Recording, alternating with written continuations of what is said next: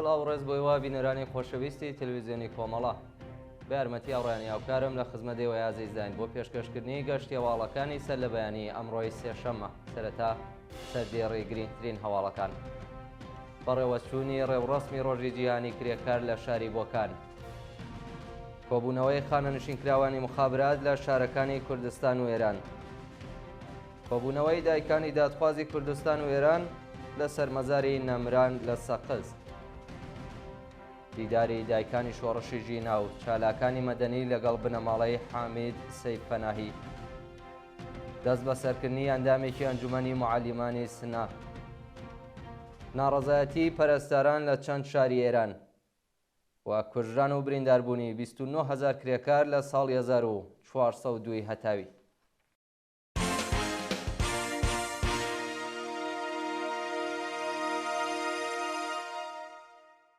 درێژەی هەواڵەکان بەڕێوەچوونی ڕێوڕەسمی ڕۆژی جیهانی کرێکار لە شاری بۆکان بەپێی هەواڵی گەیشتوو ڕۆژی دووشەممە دەی خاکەلێوە کۆمەڵێک لە هەڵسوڕاوانی کرێکاری و لایەنگرانی کۆمەڵە و حیزبی کۆمۆنیستی ئێران لە شاری بۆکان بە بۆنەی 1 مەی ڕۆژی جیهانی کرێکار ڕێوڕەسمێکی شکۆداریان بەڕێوەبرد ڕێوڕەسمەکە سەرەتا بە سرودی ئینتەرناسیۆناڵ سرودی هاوپشتی جیهانی چینی کرێکار دەستی پێکرد پاشان بۆ ڕێزلێنان لە یادی سەرجەم گیانبەختکردووانی ڕێبازی ئازادی و بەرابەری و هەروەها گیانبەختکردووانی شۆڕشی ژینا دەقیقەیەک بێدەنگی ڕاگەیەندرا دواتر کورتەمێژوویەک سەبارەت بە ڕۆژی جیهانی کرێکار لەلایەن یەکێک لە بەشداربووانەوە خوێندرایەوە دوایین بەشی ڕێوڕەسمەکە بریتی بوو لە قسە و باسی ئازاد سەبارەت بە بارودۆخی نالەباری کرێکاران و بە تایبەتی کرێکارانی ئێران و کوردستان هەروەها هەڵسەنگاندنی دۆخی هەستیاری ناوچەکە بە گشتی و ئێران بە تایبەتی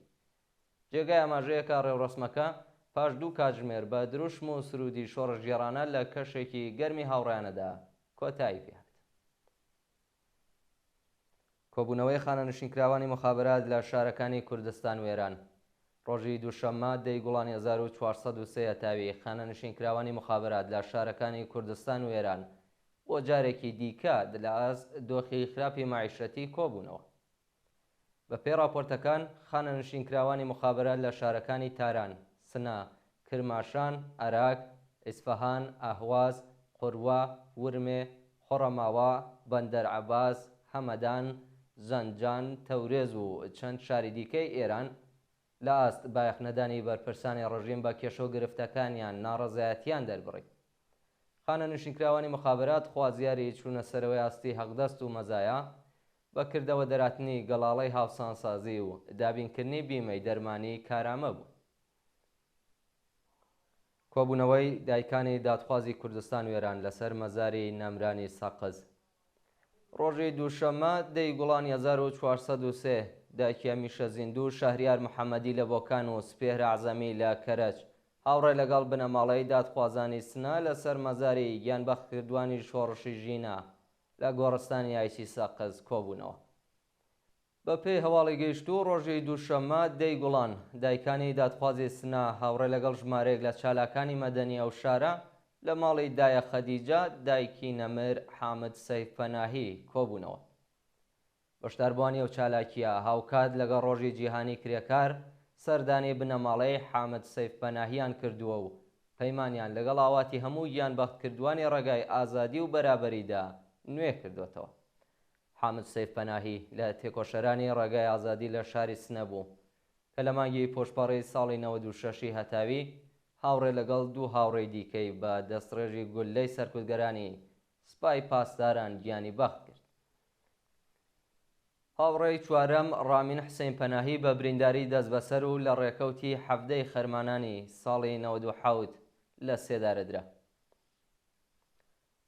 دەست بەسەرکردنی ئەندامێکی ئەنجومەنی معالیمانی سنا بەرەبەیانی دووشەممە دەی گوڵان خالید ئەحمەدی ئەندامی ئەنجومەنی سنفی مامۆسایانی کوردستان لەلایەن هێزانیەکانی شاری سنەوە دەست بەسەر کرا بە پێی راپۆرتەکان هێزەکانی ئیدارەی ئیتلاعات کاتژمێر 3 بەیانی ڕۆژی دووشەممە هێرشیان کردوتە سەر ماڵی خالید ئەحمەدی و بە بێ بەڵگەی قەزایی ناوبراویان دەست بەسەر کردووە دەست بەسەرکردنی ئەوەندامەی ئەنجومەنی سنفی مامۆسایانی کوردستان لە کاتێکدایە کە ناوبراو بەڕێوەبەری هەڵبژاردننی ئەمڕۆی دەستەی بەڕێوەبەری ئەنجومەنی سنفی مامۆستایانی کوردستان لە تۆڕە کۆمەڵایەتیەکان بووە. هەر لەو پەیوەندیەدا شۆڕای هاواهەنگی ڕێکخراوە سنفیەکانی فەرهەنگیان ئێران بۆ پێشوازی لە هەڵبژاردنەکانی ڕێکخراوی بەهێزی سنە دەست بەسەرکردنی خالید ئەحمەدی شەرمەزار و خوازیاری ئازادی بێشەرت و مەرجی بوو.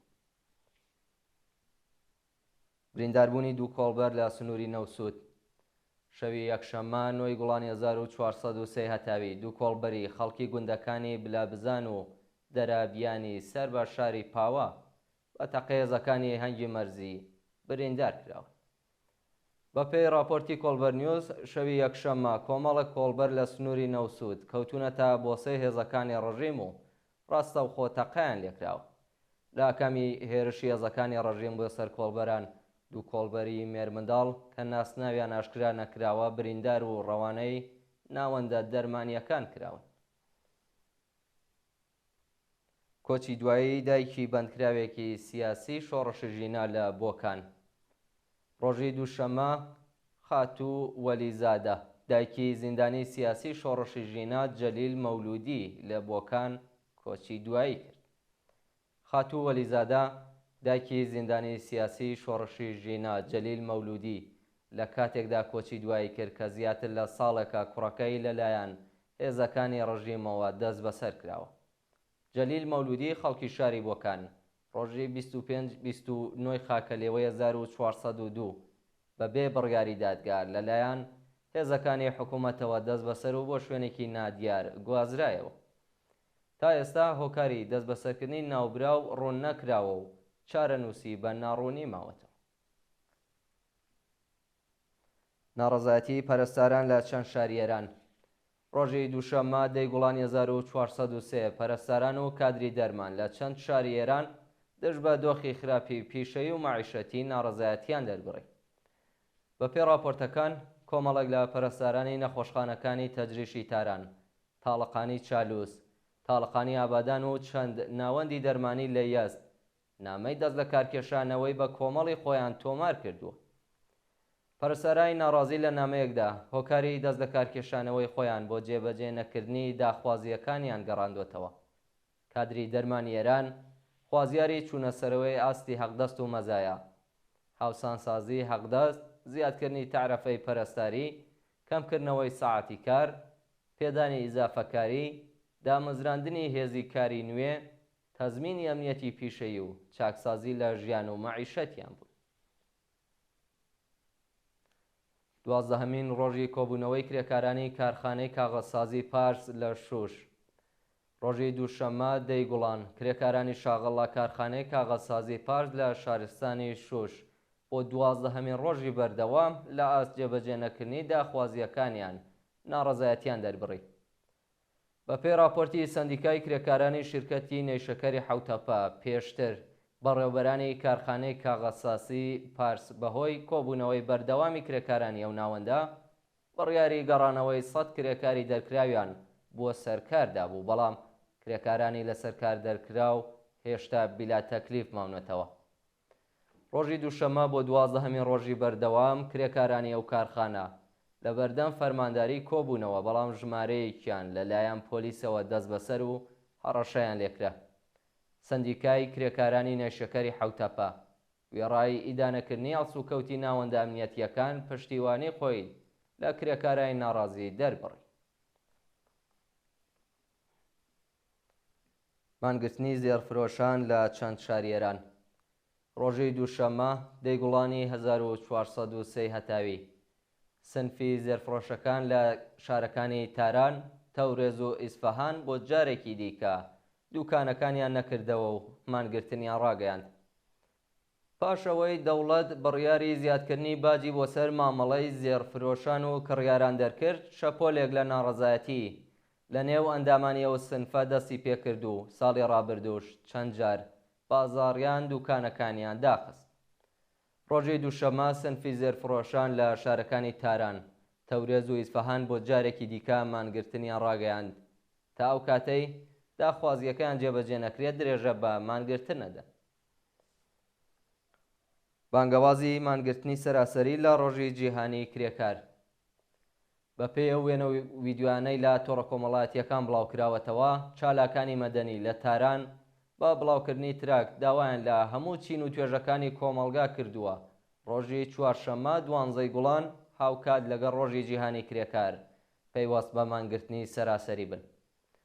بە پێی زانیاریەکان زۆربەی گەڕەک و شەقامەکانی تاران پڕ بووە لە گرافیتی و تراکت بە مەزموونی مانگرتنی سەراسەری لە ڕۆژی جیهانی کرێکار.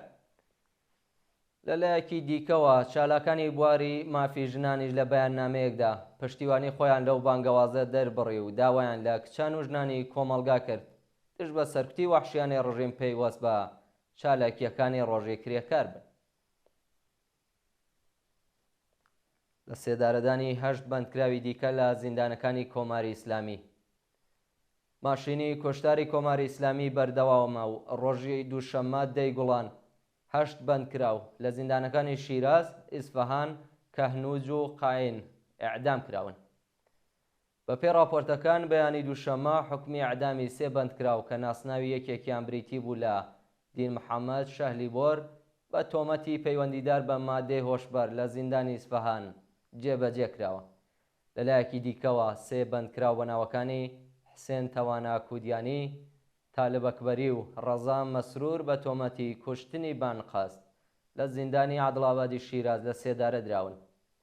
لە زیندانەکانی کەهنوج و قائین 2 بەندکراوی دیکە بە ناوەکانی محەممەد بامری تەمەن 24 ساڵ و محسن کەرەمی تەمەن 21 ساڵ بە تۆمەتەکانی کوشتنی بانقاست و مادەی هۆشبەر ئیعدام کراون. کوژران و برینداربوونی 29,000 کرێکار لە ساڵی 1402 هەتاوی. سەرۆکی گروپی لە کۆڵینەوەی سازمانی پزیشکی داد ڕۆژی دووشەممە 10 گوڵان ڕایگەیاند کە 29,492 کرێکار لە ساڵی 1402دا بەهۆی نەبوونی ئیمەنی شوێنی کار کوژراون و بریندار بوون. بە وتەیە و بەرپرسەی ڕۆژیم لە کۆی گشتی ئەو 29,000 کرێکارە 2115 کەسیان گیانیان لە دەستداوە و 27,377 کەس بریندار بوون.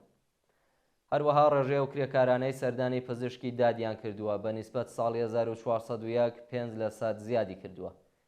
لە کۆی ئەو 27,377 بریندارە 1427 کرێکار ژن و 25,950 کەسیان پیاو بوون. شایانی باسە کە 982 قوربانی ڕووداوەکانی کار بە هۆکاری بەربوونەوە لە بەرزایی و 474 کەس بەهۆی بەرکەوتنی شتی قورس بووە. هەروەها بەڕێگرتووی سووتان و هەناسەتەنگی لە ڕیزبەندی دواتری هۆکارەکانی گیان لە دەستانی کرێکاران بوون، واتە 289 کرێکار بەو هۆکارانە بوونەتە قوربانی. و دوایین هەواڵمان سەبارەتە بە پشتیوانی زیاتر لە 300 هونەرمەند لە تومات ساڵحی. لە درێژەی شەپۆلی بەربڵاوی ناڕەزایەتیەکان لە دژی حکمی ئیعدام بۆ تومات ساڵحی زیاتر لە 300 هونەرمەندی بواری مۆزیک لە ئێران بەیاننامەیەکیان بڵاو کردەوە و تومات ساڵحیان بە هاواری مافەڕەواکانی نەسڵێک لە ئێران ناوبرد. خوازیاری هەڵوەشاندنەوەی دەستبەجێ حکمی لە سێدارەدانی ناوبراو بوون. لەم بەیاننامەیەدا کە ڕۆژی یەکشەممە 9 گوڵان بڵاوکراوەتەوە هاتووەکە لەم ڕۆژانەدا کۆمەڵگەی مۆزیک لە ئێران لە شۆکێکی ترسناکدا نوقم بووە. دەرکردنی سزای لە سێدارەدان بۆ ئەو هونەرمەندە گەنجە لەسەر تۆمەتێکی ناڕەوا کردەوەیەکی باوەڕ پێ نەکراوە و دڕەندە لە مێژووی میوزیکی هاوچەرخی ئەم وڵاتەیە. واژۆکارانیان بەیاننامەیە داوای ئازادکردنی تومات ساڵحی، سامان یاسین، شەیدای هەمەدانی، عەزیز قاسمزادە و هەموو کەسانی ناڕازیان کردووە و نووسیویانە بە ئەم خەڵکە نیگەرانە هەندێک ئارامی ببینن. بینەرانی خۆشەویست، گەشتی هەواڵەکانتان پێشکەش کرا. کاتێکی خۆش بۆ هەموو لایەن.